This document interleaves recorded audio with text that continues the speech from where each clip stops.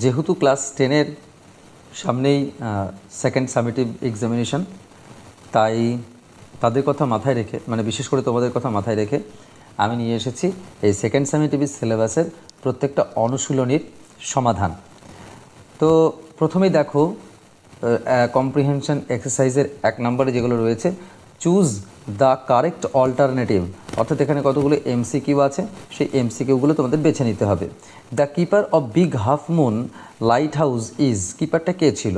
তোমরা নিশ্চয়ই জানো যে ফাদার ছিল। Okay, father. So first question answer is father. The family moved over to the mainland in, কখন তোমরা বলো? In winter. Okay, in winter, যখন শীতকাল হতো তখন ওই হারবারটা জমে যেত বরফে, সেই জন্য সবাই মেইনল্যান্ডে চলে যেত।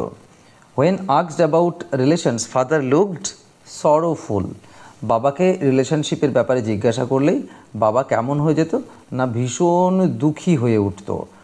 তারপরে আমরা দেখো 2 নম্বর পেয়েছি। 2 নম্বরে আছে যে fill the chart with information from the text. Name of the island কী ছিল? সেই আইল্যান্ডটার নাম ছিল the big half moon. Okay, the big half moon.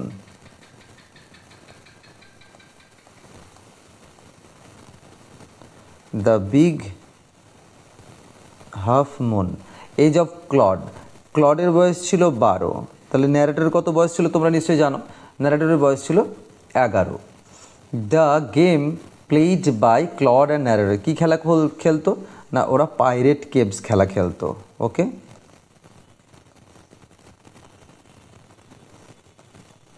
Pirate caves খেলতো। ওকে, সো আমরা যেটা করলাম সেটা হচ্ছে PIRATE, পাইরেট কেভস খেলতো ওরা। এরপরে আমরা চলে যাব ট্রু ফলসে। ট্রু ফলসের সাপোর্টিং স্টেটমেন্ট সবসময় তোমরা কী করবে না, টেক্সট বুকের লাইন তুলে দেওয়ার চেষ্টা করবে সব সময়ের জন্য। তো people felt that Claude and the narrator were lonesome in the island. হ্যাঁ, মানুষজন যারা মেইনল্যান্ডে থাকতো তারা সবসময় ক্লডকে আর ন্যারেটরকে কী ভাবতো, তারা খুব দুঃখী। তো এটা অবশ্যই ট্রু। Okay, true. তাহলে সাপোর্টিং স্টেটমেন্ট কী হবে না, দে সেইড, তোমরা দেখবে একটা লাইন আছে, they said, they said we must be lonesome over there. তোমরা এই লাইনটা খুঁজে দেখবে, they said we must be lonesome over there, এই লাইনটা বসিয়ে দেবে। Okay, Claude and narrator quarreled, এটা একদম ফলস। ওকে, ক্লড এবং ন্যারেটর কখনো তারা ঝগড়া করেনি। ক্লড অ্যান্ড আই, একটা লাইন আছে দেখবে, Claude and I never quarreled. Okay, কখনো ঝগড়া করেনি। তারপরে nobody on the mainland had relation, মেইনল্যান্ডে তো সবাই রিলেশন ছিল, তাহলে এটাও ফলস। ওকে, তাহলে কি লিখব না, এভরিবডি অন দ্য মেইনল্যান্ড। তোমরা লাইনগুলো কিন্তু টেক্সট বুক থেকে তুলে নেবে। Everybody on the mainland, everybody on the mainland, তাদের কি ছিল, হ্যাড রিলেশন।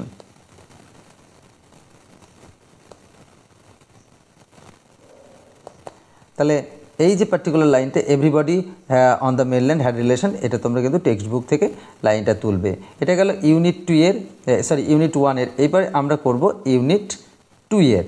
সো ইউনিট 2তে দেখো 4 নম্বর যেটা কম্প্রিহেনশন, সেখানে রয়েছে না অল্টারনেটিভ অর্থাৎ MCQ. In summer big half moon is always lovely. Okay, big half moon সামারের সবসময়ই lovely. Back on the island Claude and the narrator made plenty of kites, কারণ ওরা মেইনল্যান্ড থেকে কাইট বানানো শিখে এসেছিল। The kite was patched with letter ওদের যখন কাইটটা ছিঁড়ে গিয়েছিল ওরা একটা চিঠি দিয়ে কাইটটাকে কী করেছিল না জুড়েছিল। বয় অন দ্য, এবার আসছে কমপ্লিট দ্য সেন্টেন্স, তোমাদেরকে এই বাক্যগুলোকে কমপ্লিট করতে হবে। তাহলে a boy on the mainland showed, বা দেখিয়েছিল ওই মেনল্যান্ডের ছেলেরা, একটা ছেলে কি দেখিয়েছিল না how to make kite. Okay, how to make kite.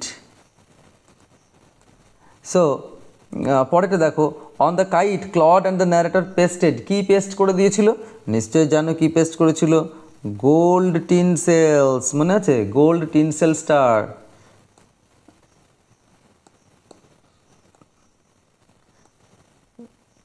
Gold tinsel star, okay, gold tinsel stars, এই গোল্ড টিনসেল স্টার্সে আটকে দিয়েছিল এটাকে সুন্দর লাগার জন্য। ক্লড ওয়াজ স্ট্যান্ডিং উইথ, যখন ঘুড়িটা কেটে গেল তখন Claude was standing with a bit of cord, a bit of cord in his hand. আশা করছি তোমরা বুঝতে পারছো। এরপরে দেখো আমরা 6 নম্বর অনুশীলনীটা করব, fill in the chart with information from the text. The narrator's elbow went through the kite. কেন এটার স্টেটমেন্ট, এদিকে রিজনটা দিতে হবে তোমাকে। তাহলে এই এটার রিজনটা কি, ন্যারেটরস এলবো, ন্যারেটরের কোনোটা পুরো কাইটের মধ্যে ঢুকে গিয়েছিল, কারণ কি হি ট্রিপড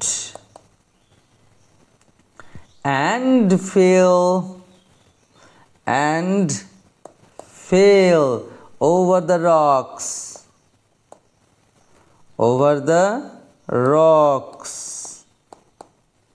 ওকে।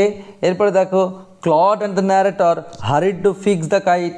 ক্লড এবং ন্যারেটরকে তাড়াতাড়ি করতে হয়েছিল সেই কাইটটা ঠিক করার জন্য। কেন, কারণ টু সেন্ড, ঘড়িটাকে আবার পাঠানোর জন্য উপরে, to send the kite, to send the kite up before the wind fell. ওকে, তাদেরকে তাড়াতাড়ি করতে হয়েছিল, তার কারণ না হলে বাতাস পড়ে গেলে আর ঘড়িটা উড়বে না। দ্য কাইট সোর্ড, ঘড়িটা উড়লো, তার কারণ কি বিকজ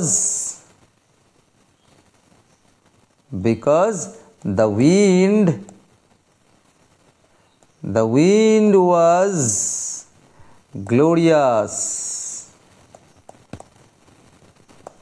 আজকেই যদি আমরা 3 নম্বর ইউনিটটা করি তাহলে কিন্তু এটা অনেক দেরি হয়ে যাবে, তার ভিডিওটা অনেক লম্বা হয়ে যাবে। সেই জন্য আমরা পরের পার্টে এই মানে ইউনিট 3 তার ভিডিওটা বানাবো এই অনুশীলনীর উপরে।